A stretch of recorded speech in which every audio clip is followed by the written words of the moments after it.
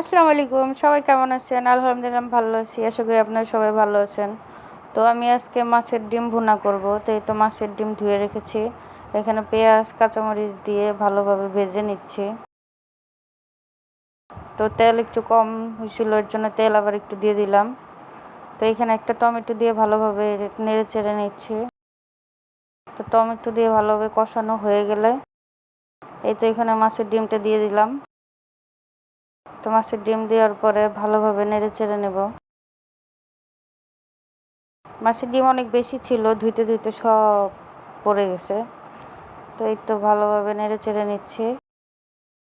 তো এখানে নেড়ে চেড়ে নেওয়ার পরে হালকা একটু পানি দিয়ে দিয়েছিলাম। তো এ পর্যন্ত এরকম হয়েছে।